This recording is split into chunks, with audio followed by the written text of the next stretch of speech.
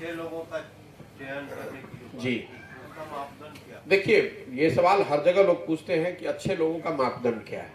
मापदंड कोई पढ़ाई नहीं है, कोई हमारे द्वारा बनाया गया मानक नहीं है। अच्छे लोगों की, सही लोगों की पहचान सिर्फ और सिर्फ समाज ही कर सकता है। मैं बोलचाल की भाषा में रोज उदाहरण देके बताता हूँ कि जैसे समाज जो है वो जमे हुए दही के जैसा है। जैसे जमे हुए दही में मक्खन है लेकिन आपको दिखता नहीं है।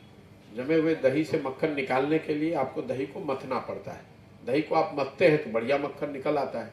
उसी तरह समाज में सही लोगों की कमी नहीं है और समाज में इसकी जानकारी भी है। अगर मैं आपसे पूछूंगा कि आपके गांव में कौन 4 आदमी अच्छा है तो आपको मालूम है। आपको नहीं मालूम होगा तो 4, 10, 5 आदमी से बैठ के आप बता सकते हैं कि आपके गांव में 4, 5 अच्छे लोग कौन है। जरूरत इस बात की है कि समाज में निचले स्तर पर उतर के इस चर्चा को किया जाए, लोगों की मदद से इन नामों को निकाला जाए और फिर उन लोगों को प्रेरित किया जाए कि वो राजनीति में आए। क्योंकि ज़्यादातर जो अच्छे लोग हैं वो राजनीति में आना नहीं चाहते हैं। वो आएंगे इसलिए कि मेरी भूमिका इतनी है कि उनको ऐसा लगता है कि अगर मैं सही आदमी हूँ तो मैं संसाधन कहाँ से लाऊंगा, व्यवस्था कैसे करूंगा, जाति से कैसे निपटूंगा, बड़े बड़े नेताओं से लड़ूंगा कैसे। तो प्रशांत किशोर की भूमिका इतनी ही है कि मेरे नाम होने से लोगों में थोड़ा, कुछ लोगों में जरूर कम से कम ये विश्वास है कि भाई चुनाव की चिंता वो हम पर छोड़ सकते हैं, बाकी वो आए और इसमें कंधा लगाएं। ये पूरा प्रयास है।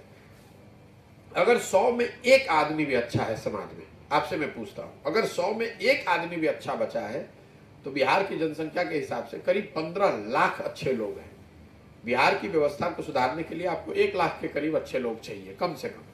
मैं 1 लाख का नंबर इसलिए बता रहा हूं क्योंकि जो बिहार में 1.5 लाख जनप्रतिनिधि चुनकर आते हैं। बिहार तब सुधरेगा जब अच्छे लोग वार्ड सदस्य बने, जब अच्छे लोग मुखिया सरपंच बने, जब अच्छे लोग पंचायत समितियों में जीत कर आए, 150-200 अच्छे लोग विधायक बने।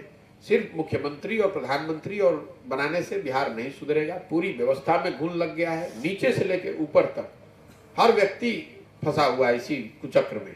जो इस व्यवस्था में सही आदमी भी आता है वो भी गलत बन जाता है। तो मैं वो जो व्यवस्था बनाने की कोशिश कर रहा हूं कि इसमें इतने सही लोग जरूर आ जाए कि अगर कोई गलत उसमें आ भी जाए तो वो गलत न कर पाए। क्योंकि आप कोई भी व्यवस्था बनाएंगे तो एकदम फुल प्रूफ नहीं हो सकता है। लेकिन 100 में अगर 60, 70, 80 लोग सही हैं तो 10-15 अगर खराब भी होंगे तो जैसे आज 10-15 सही लोग कुछ सही नहीं कर पा रहे हैं, खराब लोगों के बीच में पड़ के उनको भी गलत ही बनना पड़ रहा है, उसी तरह मैं जो व्यवस्था बनाने की बात कर रहा हूं इसमें सही इतने लोग सही रहे जिससे कि कोई गलत उसमें आ भी जाए तो वो गलत न कर पाए।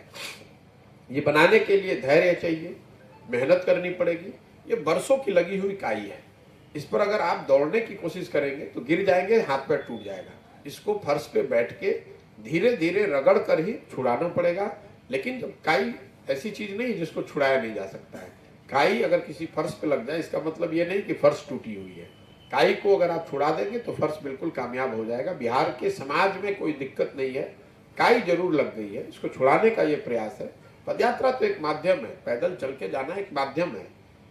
मैं पैदल चल के जा रहा हूं, उससे बिहार की समस्या नहीं खत्म होगी। समस्या तब खत्म होगी जब मैं समाज को बेहतर तरीके से समझूं, उन लोगों को अपने साथ जोड़ पाऊं जो इसको सुधार सकते हैं। करने में साल लग सकता है, 2 साल लग सकता है, मुझे कोई घबराहट नहीं है। मैं पूरी तरह से संकल्पित हूँ, मुझे इसे करना ही है। मैंने जीवन में अपने लिए तय किया है कि मुझे यही काम करना है।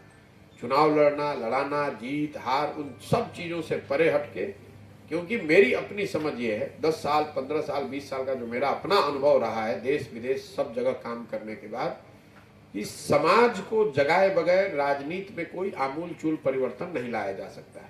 राजनीति से समाज सुधरे या न सुधरे, समाज सुधर जाएगा तो ही राजनीति सुधरेगी। तो मेरा प्रयास समाज के स्तर पर है। मैं समाज को अगर बेहतर कर लूँ तो इससे राजनीति, एक सुचितापूर्ण राजनीति की बात बनाई जा सकती है। जब सुचितापूर्ण राजनीति होगी तभी बिहार में नए विकास, नए आगे बढ़ने की बात हो सकती है। ये जड़ को सुधारने की बात है। वरना जब हम बात करते हैं भ्रष्टाचार की, शिक्षा की, स्वास्थ्य की, रोजगार की, ये सब पेड़ की टहनियाँ हैं। अगर आप जड़ को सुधारेंगे तो ये बाकी चीजें अपने आप सुधर जाएगा।